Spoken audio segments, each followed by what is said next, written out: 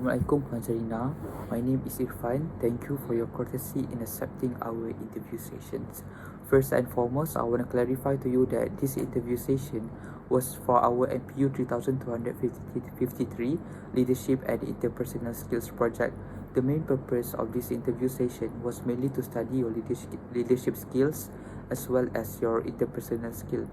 First and foremost, then let me introduce you to our group members. We are from group Alpha Slicks. Firstly, we have here Ishamils. Beside him is Anas. And then we have Hana, Shafika, and Fatin. First question from me, as a founder of Dapur Ramadans, can you briefly tell me the background of the company itself, how it started, the achievement, and so forth? Hi, my name is Zarina binti Muhammad Nawawi. I'm the founder of Dapur Ramadan. So first of all, I would like to introduce the background of Dapur Ramadan. Dapur Ramadan was started in 2017, in which to cover my charitable works that was started earlier in 2012. Dapur Ramadan basically a tiny kitchen that actually been funded by a few generous friends, a few generous people who supported my charitable work since early. Dapur Ramadan is a social-based entrepreneurship which we have our own product to sell to the market. Dapur Ramadan also is also running a charitable work in our vicinity. We have 6 permanent staff and assisted by a few more once needed. They are all asnaf from nearby around the village. Product that we have in Dapur Ramadan are ketupat palas. This is our main and popular product. Other than that, we have durian cakes. We call in bahasa lempuk durian. And we have 2 ashura. It's a kind of porridge. It's type of traditional cakes. Actually, most interrelated with Islamic histories. And we have also sambal tumis and sambal kelapa for nasi kerabu. This product also have high demands. All are Kelantan originated traditional food and quite tedious to prepare them actually. Dapur Ramadan make it simple for everyone, especially who stays outside Kelantan, and we make it possible for them by making it frozen before sending out. Among activities of Dapur Ramadans are number 1, providing lunch to asnaf children. Approximately, we have around 400 children from 8 schools around Tanah Merah that we collaborate with the teachers to find the poor family in that particular schools. Number 2, providing food for iftar. That is breaking fast to the old folks in Pondok Darul Ilmi Kampung Bukit Gading. These iftars are distributed every Monday and Thursday to around 100 old folks. Number 3, we are giving groceries on a monthly basis on selected asnaf family nearby. There are around 100 asnaf family receive this incentive. This is actually donated by friends and relatives. Number 4, joint venture with other NGOs in visiting asnaf on a monthly basis. We go from kampung to kampung to find poor families and try to be of help. Number 5, we also run a program of korban on Idul Adha. Around 18 to 20 cows are slaughtered and the meat are distributed to 800 asnaf's family along with groceries. This also actually from friends and relatives who being the participants of the korban. Number 7. Dapur Ramadan giving a Qardul Hasan loan, which means giving off loan without interest. The loan were given to Asnaf who work with Dapur Ramadan. Mostly the loan is used to buy necessities such as motorcycle, household items and so forth. The payment of the loan will be deducted from their daily salaries. Zarina, indeed, Dapur Ramadan is very interesting company. We can see that the establishment of your company brings many benefits to the society around you, especially the asnaf. So for the next question I have, can you tell me the background of yourself? Firstly, my name is Zarina binti Muhammad Nawawi. You can call me Puan Zarina. My age is 49 years old and currently staying in Tanah Merah, Kelantan. I'm a single mother of 2 sons. Both are now taking degrees in local universities. They are 21 and 22 years old. And I have 8 siblings and I'm the 7th. My first education is I was studying in Sekolah Menengah Zainab for my secondary school from 1985 until 1989. I further studies in UiTM Machang, Kelantan, taking diploma in business studies.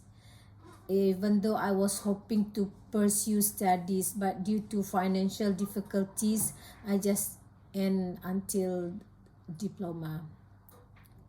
In terms of my career, after finish my diploma, I start working with a private company in Kuala Lumpur as an inventory planning executive for about 10 years. This job actually developed my planning and management skills that I adopt now in my current job as a businesswoman. As for my hobby and activities that I like most doing during my free time, I love gardening. I love vegetables so much and is working on to have an edible garden in the backyard. I also love green plants and flowers. We have mini garden by my house. These activities can always keep our mind fresh and reduce stress. All right, thank you very much. Okay, next question from me is, what kind of leadership style do you use in Dapur Ramadan? Leadership style that I adopt during my work is based on how I manage Dapur Ramadan. I always try to communicate with my staff before making any decision, especially regarding production of new products. Since all of us now working with Dapur Ramadan are actually good at cooking, we take time together in discussing and creating new product recipes. Not to forget experimenting recipes multiple times to get the correct blend of ingredients and somehow figuring on how to increase the shelf life of the products. Based on the way I lead Dapur Ramadan, I can conclude that I apply leadership styles that allows my team to contribute in the decision making. Okay, the next one is, do you have any religious value that you strongly uphold and practice in your leadership? Religious values that I adopt for Dapur Ramadan. I am strongly uphold with hadith narrated by At-Tabrani. It says, "The best among you are those who bring greatest benefits to many others." It's a beautiful hadith.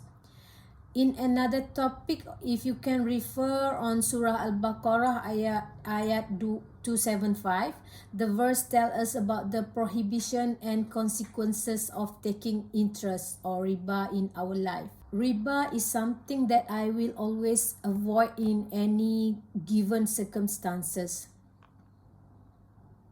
That's the main reason I'm giving Qardul Hasan loan to Dapur Ramadan workers, to avoid them from taking any loan or financing activities that have elements of interest in them. Yes, Puan Zarina, I agree with your point of view. Thank you very much. So, as the owner of Dapur Ramadan and as a human being, it is natural to face difficulties from time to time. Okay, so for the next question, could you please tell us about the challenges that you have faced in your life, specifically in your personal life, professional career, and your study life? Talking about challenges in personal life. For time being, I do not go through many challenges in my personal life, since I have practiced a simple life and able to mitigate the problem before it getting serious. For only it occurs way back in 2007 when I got divorced and I tender resigned, that caused me in quite stressful situation. I went back to my hometown and started new life. From that, things get better. The challenges in career life during working with private company in Kuala Lumpur, my life was easy but a bit dull, since I don't find any freedom in making decision in managing my own time. But for now, I am free of my own choice, able to grow much better and financially okay, alhamdulillah. As for current challenges, I am facing normal business problems as others, such as limitation of production capacity and storage, dealing with workers, capital to build a bigger storage, limitation of premise space to fit 30 workers during peak season, such as Hari Raya Puasa. Challenges during my study life, it's a bit tough for me as I was born in a poor family and I have many siblings. 10 altogether in my family, including my parents. When it comes to study, there are so many limitations, especially when I thought of furthering studies. So I just finished it until diploma and rushing to work immediately for money. I have one question for you, Puan Zarina. What are the type of interpersonal skill and communication skill you use, especially when you are communicating with your staff and workers? In terms of interpersonal skills adopted, I practice an effective communication among my team members. I don't call them workers, but I always mention them as teammates. As you know, those who work with Dapur Ramadan, they are all asnaf. They need guidance as they are not privileged as we are.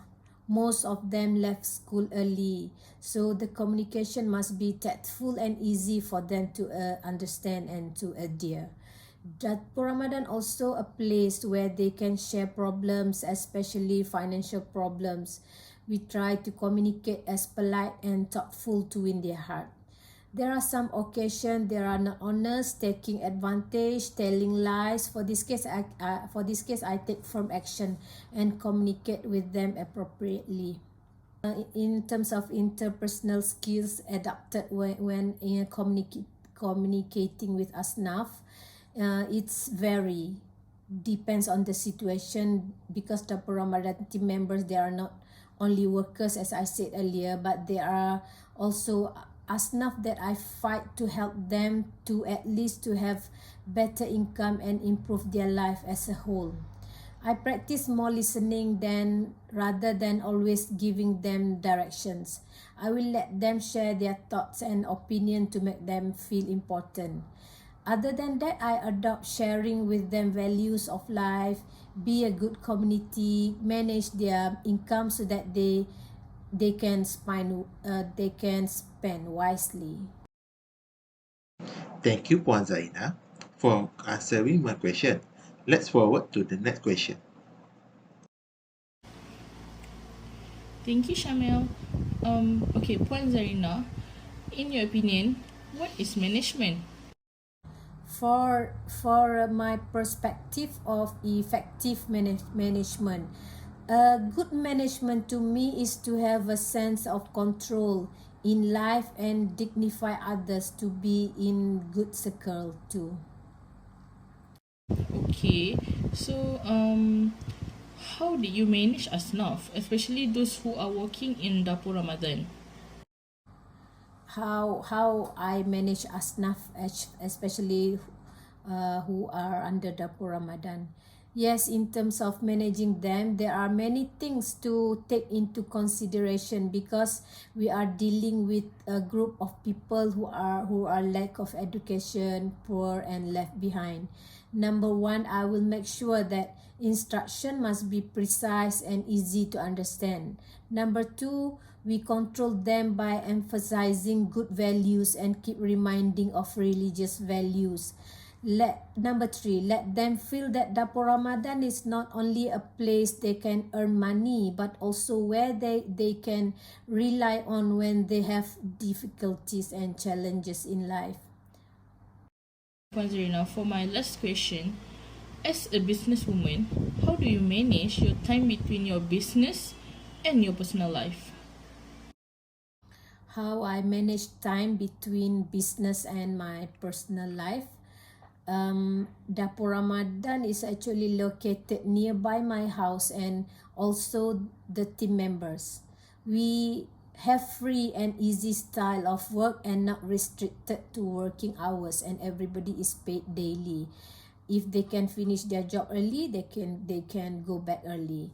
So for my side, also have much time for myself. Furthermore, the system I run here is dependable.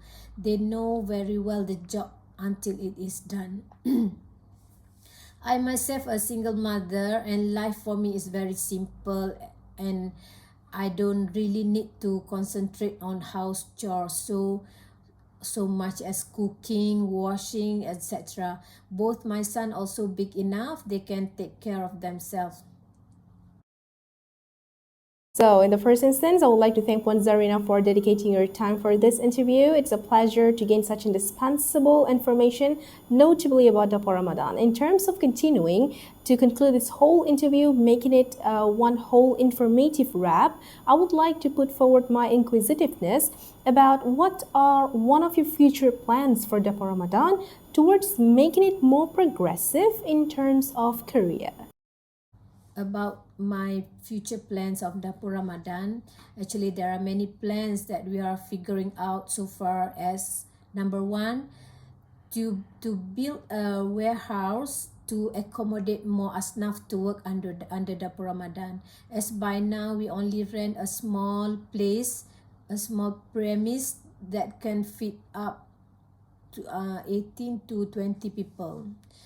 Number two, to increase production capacity, especially during peak season when we are working on Ketupat Palas. We are planning to have 20 by 10 cold room to store our products. This will cost us around 70 to 80,000. Number three, planning to have retort machine to prolong our product shelf life. This also will cost us about 60,000. Number four, to have 80 to 100 asnaf working here and give them above average pay so that the poverty level in kampung can be reduced significantly. Number five, to increase more sectors such as retailing, restaurants and agriculture under Dapur Ramadan. These are areas that I think that's suitable to be executed in kampung, and asnaf are more familiar with this kind of work. Bye.